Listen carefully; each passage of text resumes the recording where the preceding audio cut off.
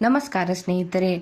ಬಿಲ್ವ ಪತ್ರೆಯನ್ನು ನಮ್ಮ ಹಿಂದೂ ಧರ್ಮದಲ್ಲಿ ನಾವು ಬಹಳ ಪೂಜ್ಯ ಮತ್ತು ಪ್ರಾಮುಖ್ಯವೆಂದು ಹೇಳುತ್ತೇವೆ.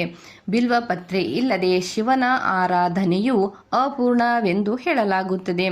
ಏಕೆಂದರೆ ಭಗವಾನ್ ಶಿವನು ಇಷ್ಟಪಡುವ ವಸ್ತುಗಳಲ್ಲೇ ಬಿಲ್ವ ಪತ್ರದ ಮೊದಲ ಸ್ಥಾನವನ್ನು ನೀಡಲಾಗಿದೆ. ಬಿಲ್ವ ಪತ್ರ ಎಂದರೆ ಶಿವನಿಗೆ ಬಹಳ ಇಷ್ಟ ಸ್ನೇಹಿತರೆ. ಆದ್ದರಿಂದ ಇದನ್ನು ಶಿವನ ಪೂಜೆಯ ಸಮಯದಲ್ಲಿ ನಾವು ತಪ್ಪದೇ ಬಳಸಬೇಕು.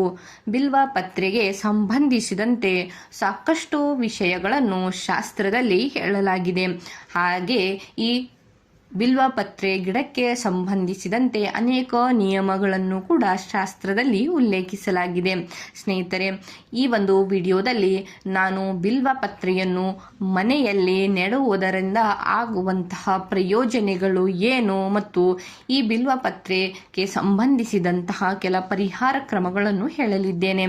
ಸ್ನೇಹಿತರೆ, ವಿಡಿಯೋನ ಸ್ಕಿಪ್ ಮಾಡದೆ ಪೂರ್ತಿಯಾಗಿ ನೋಡಿ ಹಾಗೂ ಚಾನೆಲ್ನ ಸಬ್ಸ್ಕ್ರೈಬ್ ಕೂಡ ಮಾಡಿಕೊಳ್ಳಿ.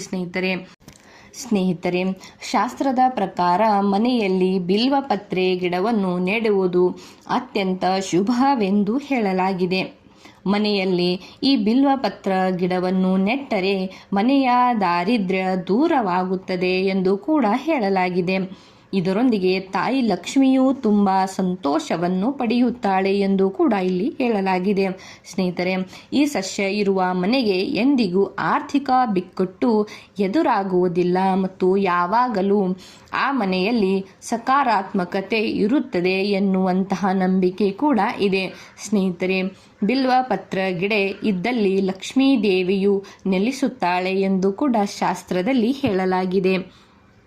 ಸ್ನೇಹಿತರೆ, ಮನೆಯಲ್ಲಿ ಬಿಲ್ವ ಪತ್ರೆಯನ್ನು ನೆಡುವ ಸರಿಯಾದ ದಿಕ್ಕು ಯಾವುದು ಎಂದರೆ ನೋಡಿ, ಶಾಸ್ತ್ರದ ಪ್ರಕಾರ ಮನೆಯಲ್ಲಿ ಬಿಲ್ವ ಪತ್ರೆಯನ್ನು ನೆಡುವುದು ಮುನ್ನ ನಾವು ಸರಿಯಾದ ದಿಕ್ಕನ್ನು ನೋಡಿಕೊಳ್ಳಬೇಕು. ಏಕೆಂದರೆ ಅದನ್ನು ತಪ್ಪಾದ ದಿಕ್ಕಿನಲ್ಲಿ ನಾವು ಈ ಬಿಲ್ವ ಪತ್ರೆ ಗಿಡವನ್ನು ನೆಡುವುದರಿಂದ ನಮಗೆ ಯಾವುದೇ ರೀತಿಯಾದಂತಹ ಪ್ರಯೋಜನಗಳನ್ನು ನಾವು ಪಡೆದುಕೊಳ್ಳುವುದಿಲ್ಲ.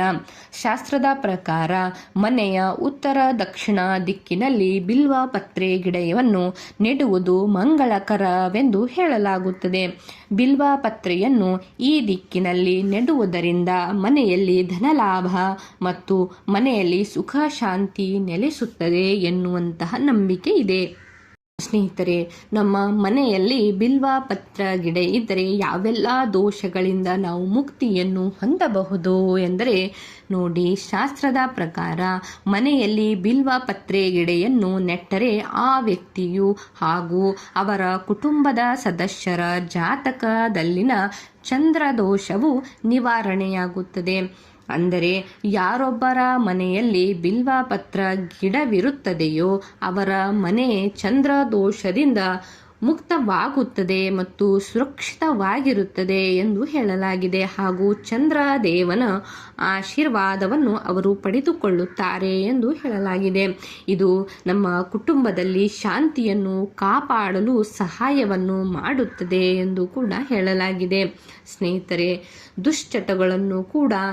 ನಮ್ಮ ದುಶ್ಚಟಗಳನ್ನು ಕೂಡ ಇದರಿಂದ ದೂರವಾಗುತ್ತವೆ ಎಂದು ಕೂಡ ಹೇಳಲಾಗಿದೆ.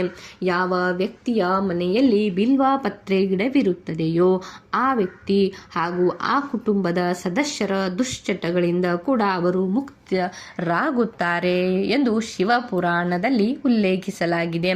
ಸ್ನೇಹಿತರೆ, ಈ ಪವಿತ್ರ ಗಿಡವು ಓರ್ವ ವ್ಯಕ್ತಿಗೆ ಜೀವನದಲ್ಲಿ ಶಾಶ್ವತವಾದ ಪುಣ್ಯವನ್ನು ಕೂಡ ನೀಡುತ್ತದೆ. ಪುಣ್ಯವನ್ನು ಪಡೆದುಕೊಳ್ಳಲು ಇಚ್ಛಿಸುವವರು ಮನೆಯಲ್ಲಿ ತಪ್ಪದೆ ಬಿಲ್ವ ಪತ್ರ ಗಿಡವನ್ನು ನೆಡಬೇಕು. ನಿತ್ಯವೂ ಆ ಬಿಲ್ವ ಪತ್ರೆ ಗಿಡವನ್ನು ಪೂಜಿಸಬೇಕು. ಸ್ನೇಹಿತರೆ, ನೀವು ನಿಮ್ಮ ಮನೆಯಲ್ಲಿ ಶಿವನಿಗೆ ಪ್ರಿಯವಾದ ಬಿಲ್ವ ಪತ್ರ ಗಿಡವನ್ನು ನೆಡುವುದರಿಂದ ಈಗಾಗಲೇ ಹೇಳಿದ ಈ ಎಲ್ಲ ಪ್ರಯೋಜನಗಳನ್ನು ನೀವು ಪಡೆದುಕೊಳ್ಳಬಹುದು.